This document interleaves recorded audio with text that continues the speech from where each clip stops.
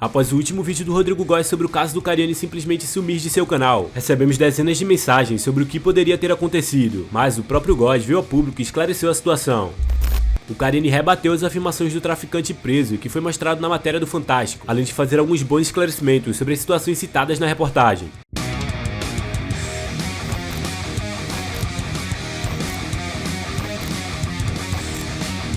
Curte treinar e gosta de estar sempre bem vestido? A ARMY tem uma linha completa de roupas para quem treina. O caimento é todo pensado para quem quer dar aquela valorizada no shape. Cariani, Gnome e Tenente Breno são alguns dos atletas que usam ARMY e aprovam. E utilizando o cupom Notícias Maromba, você recebe desconto em todos os produtos da loja. E o link vai estar aqui na descrição.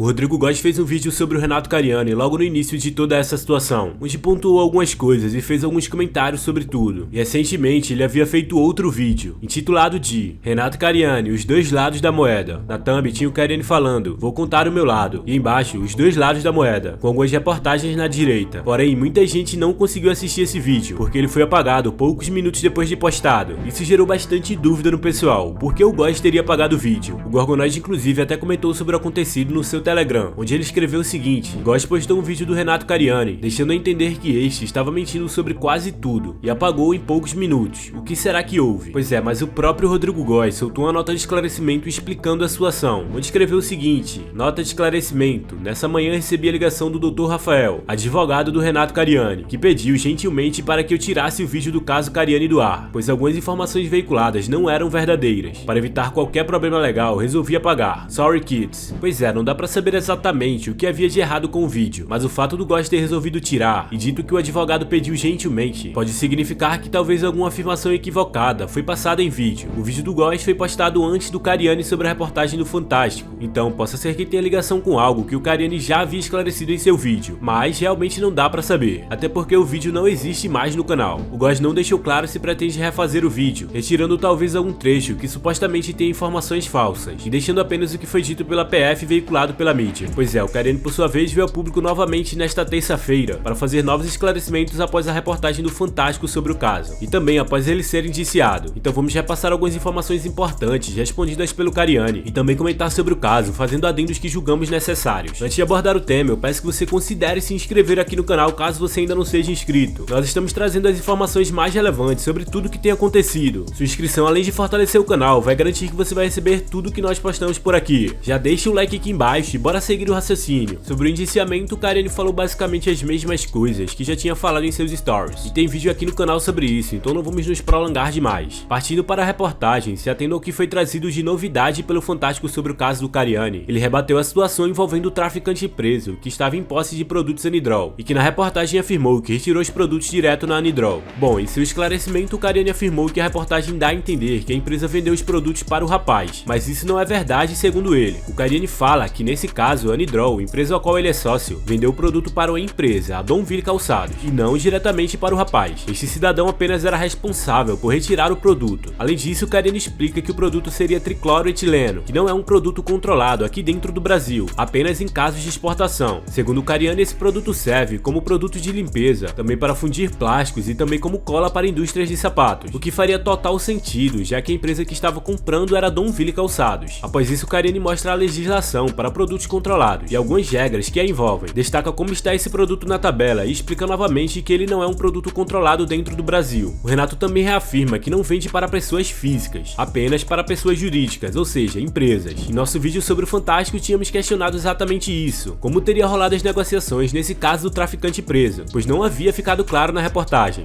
O próprio traficante ir buscar os produtos que, segundo a PF, estavam sendo desviados direto na empresa é algo bem complicado, mas não ficou claro como rolou a negociação nesse caso do traficante, que foi pego em 2016, e na reportagem foi deixado claro que a empresa não foi investigada na época. E agora o Cariani trouxe suas explicações sobre isso, que nós julgamos até bem convincentes até aqui. O Cariani também fala sobre um ponto que era dúvida para muita gente até agora, sobre o falso representante da AstraZeneca que ele encontrou pessoalmente em sua empresa. Muita confusão estava sendo feita em volta disso, já que os indícios seria de que o Fábio Spínola tinha posse dos dados do falso representante da AstraZeneca em seu celular, segundo aponta a Polícia Federal em seu inquérito. E por isso, quando o Cariani afirmou que encontrou o falso representante em sua empresa. Muitas pessoas acharam que o Cariani tinha encontrado o Fábio Spínola e conversado com ele. O Cariani já tinha falado que não se encontrou com o Fábio como representante da AstraZeneca. E ficou claro que ele teria encontrado com outra pessoa, que se dizia representante da AstraZeneca. Porém, mais pra frente foi revelado que não era um representante real. Mas agora o Cariani deu mais detalhes e disse que a pessoa a qual ele encontrou, o falso representante da AstraZeneca, veio pessoalmente munido de muitos documentos que só a própria AstraZeneca poderia ter acesso, junto com vários outros regulatórios para cadastrar a AstraZeneca como fornecedor, segundo o Cariani. Renato ainda reafirma que não foi nada bagunçado, pelo contrário, passou por todo um protocolo de cadastro até que a parceria fosse selada. Inclusive o Augusto Guerra tinha até um e-mail corporativo, augustoguerra@astrazenecabrasil.com.br. Pois é, seguindo com os esclarecimentos, o Cariani parte para a situação envolvendo o produto da AstraZeneca que foi encontrado na casa de um funcionário do Fábio Spínola, com a embalagem da Anidrol. O Cariani rebateu a situação, afirmando que não faz sentido a empresa colocar o seu rótulo, sua embalagem original, com lote de fabricação e etc., em um produto que estava ciente de que seria desviado para o tráfico. Até porque se algo desse errado e a polícia encontrasse, já saberiam de onde veio, e iriam direto na empresa prestar conta disso. Então, por um raciocínio lógico, a Anidrol não faria isso, segundo o Cariani. Cariani também volta a afirmar que isso mostra ainda mais que a empresa dele também é vítima de toda essa situação. Sobre o produto, o ácido bórico está na casa de um funcionário do Fábio Spínola. O Cariani explica que da indústria dele para dentro, ele controla quem tem acesso ao produto, mas uma vez que o produto sai da empresa dele, ou seja, eles fazem a entrega do produto, eles não têm como controlar quem vai pôr as mãos nesse produto a partir daí, já que o papel da empresa já teria sido feito corretamente. A real é que esses esclarecimentos do Cariani com certeza aumentam sua moral. Fazendo análise de fora de tudo isso, o Cariani está sim sabendo rebater as situações e se livrar bem de várias questões. O seu primeiro esclarecimento foi menos explicativo para o público, mas ainda assim necessário, e de lá pra cá ele tem conseguido bater em bons pontos, e levantando a analogia de que se tudo isso fosse um debate entre Cariani versus mídia, o Cariani estaria com um saldo positivo nesse momento, em nossa interpretação. Se isso é o suficiente para mudar o caso em relação ao inquérito já feito pela polícia e todo o devido processo legal que deve correr daqui pra frente, é que é uma dúvida real sobre isso. No final, o Cariani ainda faz alguns questionamentos sobre o direcionamento da reportagem do Fantástico, que levantou muito o fato do Cariani ser um fisiculturista, com títulos e uma reputação na área fitness, inclusive pondo a foto do Correia. O que a reportagem queria com isso foi um dos questionamentos levantados pelo Renato. O Cariani explica também algo que tem criado confusão. Ele afirma que essa investigação de agora começou em março desse ano, e é uma investigação sobre algo que já foi arquivado. Arquivado pois todos os documentos apresentados por ele na época da primeira investigação foram suficientes na época para determinar que a empresa a qual ele é sócio foi vítima. Isso segundo o Cariani. Mas agora apareceram novos elementos e novas evidências. Daí a Polícia Federal junto ao Ministério Público abriram uma nova investigação, agora em março. Mas quando a Polícia Federal abre uma investigação nova, querem esclarecimentos desde o ano de 2014, segundo o Cariani. Pois é, esses novos elementos e evidências desse caso citado pelo Cariani provavelmente seriam os indícios do Fábio Spínola ser o falso representante da AstraZeneca que trocava e-mails com o Cariani. E segundo a polícia, a relação de proximidade do Cariani com o Fábio, que para a polícia seria o suficiente para realmente criar uma suspeita de se o Cariani não teria envolvimento, já que não é citado esses indícios nas matérias que reportam a primeira investigação sobre o caso, que foi realizada pela Polícia Civil, antes da Polícia Federal. Pelo contrário, nessa matéria do Metrópolis sobre a primeira investigação, é até apontado que nessa época não houve quebra de sigilo para descobrir o real dono do e-mail usado para trocar mensagens com o Cariani em nome da AstraZeneca, e também o fato de mesmo após o primeiro depoimento prestado pelo Cariani na primeira investigação, a empresa ter emitido mais 10 notas para empresa falsa, segundo a PF. Isso seria inclusive um bom esclarecimento a ser feito pelo Cariani, o motivo da empresa que ele é sócio ter voltado a fazer a emissão das notas, mesmo após terem sido notificados sobre o erro. No mais, esses foram esclarecimentos do Cariani, e alguns adendos importantes sobre o caso. Nós recomendamos muito que você assista o vídeo do Cariani direto no canal dele, e tire as suas próprias conclusões sobre o que foi abordado. Espero que tenham ficado claro ao público tudo sobre isso, que são as novas atualizações. Queremos saber então a sua opinião sobre tudo isso que foi repassado. Deixe aquele comentário pesado aqui embaixo, o vídeo vai ficando por aqui, um abraço a todos e até a próxima.